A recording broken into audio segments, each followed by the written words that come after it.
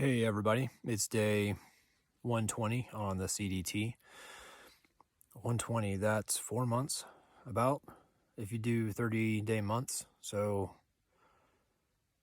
yeah, in 3 days it'll be 4 months since I left the border. I just realized that. I'm sure the shocked look on my face probably didn't explain that at all. Okay, so day 120. We'll do two things. We'll do trail stuff, and then we can do like a medical update, I guess, so you folks can follow along. Trail stuff. So after I signed off last night, I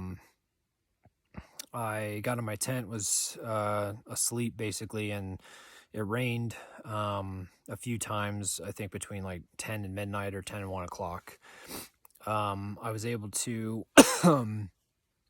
sleep through the night all right. And when I got up this morning, there was either a really thick fog or a low cloud cover. I think it was a low cloud cover that was covering the area. And I ended up hiking through that, I think, for like 3 hours before the clouds finally got blown out and the sun started shining on the area. So it was a bit of a chilly morning, damp morning. If you've ever been in a cloud, like hiking a 13 or 14 in Colorado, or if you've ever had a low cloud like in a valley or whatever, it's usually pretty damp. So it was a cold, damp morning, and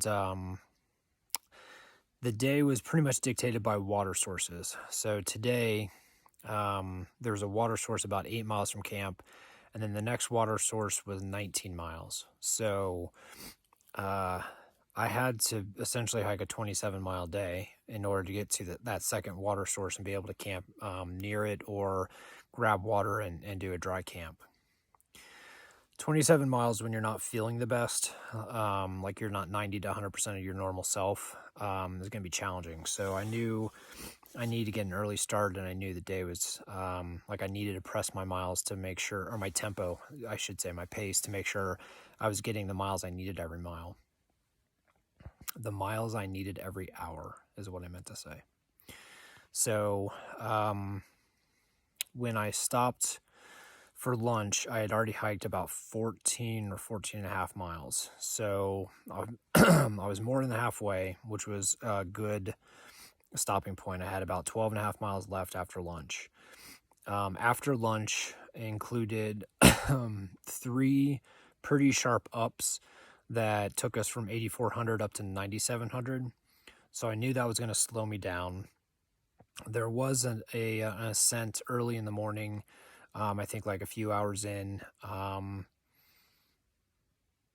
so I knew I had to account for that as well, because based on my performance yesterday, I knew ascents were taking me a little bit longer to climb.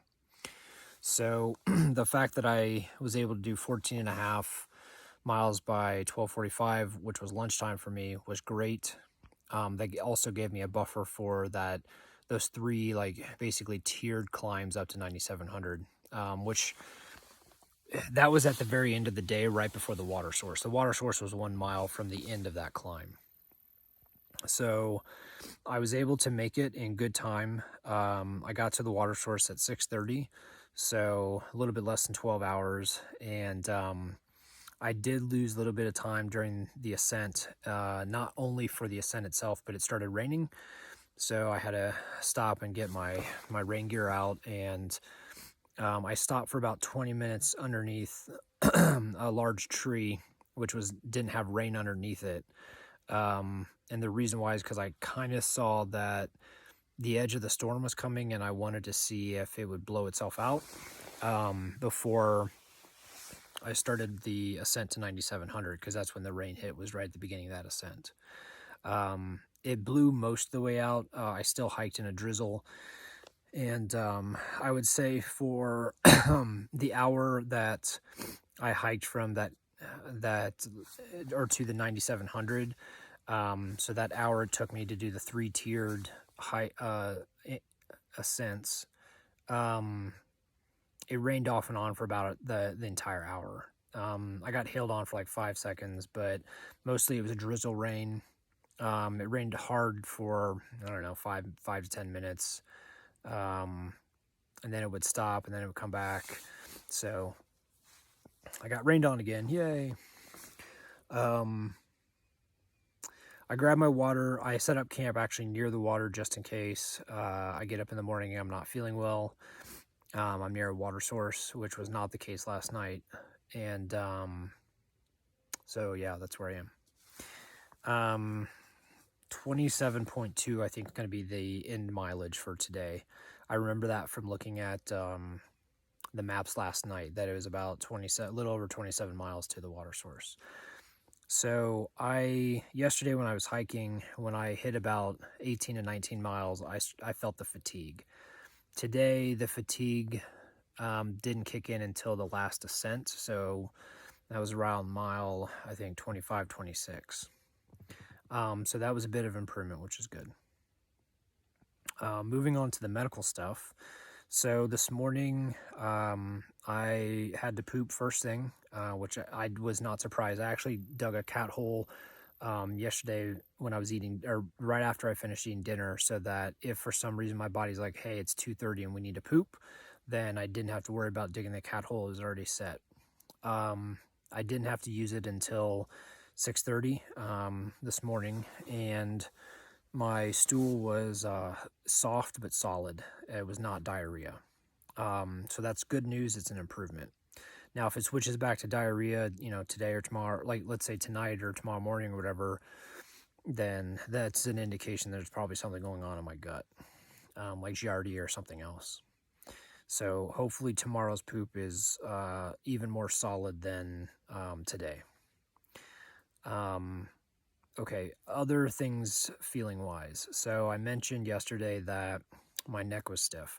That's definitely because of my pack, the weight of my pack, and also the fact that I ate only half my food yesterday. And so I wasn't taking weight out of it. And also the fact that I had to carry water a couple times yesterday.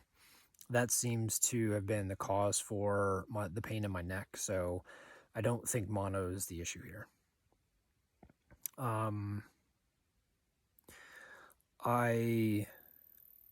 Like I said, the fatigue didn't kick in until towards the end of the day when I was hiking. The ascents, the solid stool, and just the overall sense of like malaise. That malaise feeling that wasn't present today and it was yesterday. So that improvement tells me that it may be just some gastrointestinal stuff that, yeah, again, could be Giardia or something more serious, or it could just be like a one-off where something got into my food. I think I mentioned before, Marty calls it trail spice because like our hands, our feet, everything are in everything. So it could be a mix of poop, it could be a mix of snot, it could be a mix of dirt, sweat, water, urine, any other spice that you find out in the woods. So if a little bit of trail spice got in my food on Sunday night, that would explain the sudden onset of the issue and the prolonged over a few days continuation, just because the system's trying to get that out of itself. And that may be the reason why I had diarrhea yesterday morning. It could have been just the final, like, let's get this out.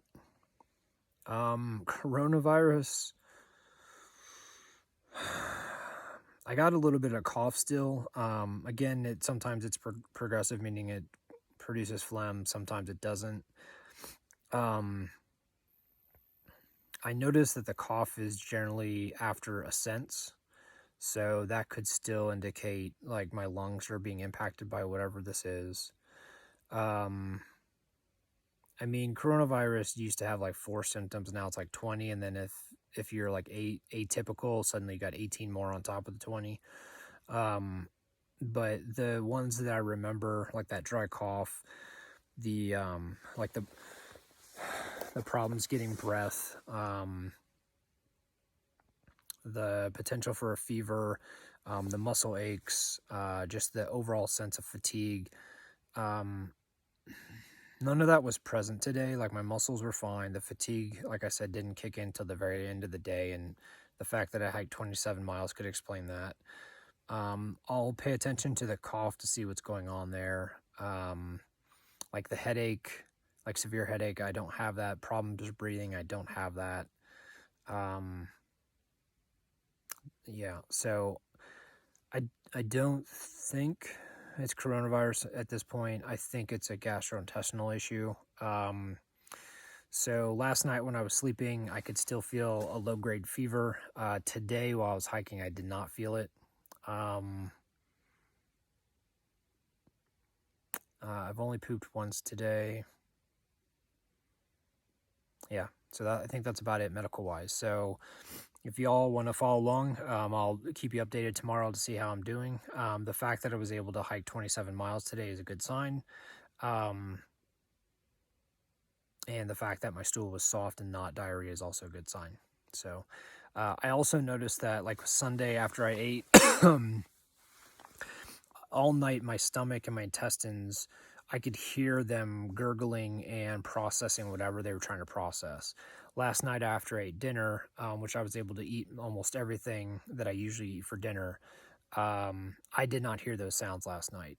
I will say I had some pretty obnoxious gas. It's the type of gas where, like, people, when you pass your own gas, you're like, oh, that stinks, but I can deal with it because it's my own stuff, right? But every once in a while, you're like, oh, my own stuff is so noxious. I got to get out of this room or enclosure, whatever. Unfortunately, I'm in a tent in bear country in the middle of the night. So I'm basically hotboxing myself, which is just horrendous. So there was some noxious gas that I had last night. So I'll definitely keep tabs on that to see if it gets better, because that's not something I've had, regularly on the trail. So it could have just been, my system trying to reset itself after whatever it worked through. Okay, I think that's about it. So it's getting dark.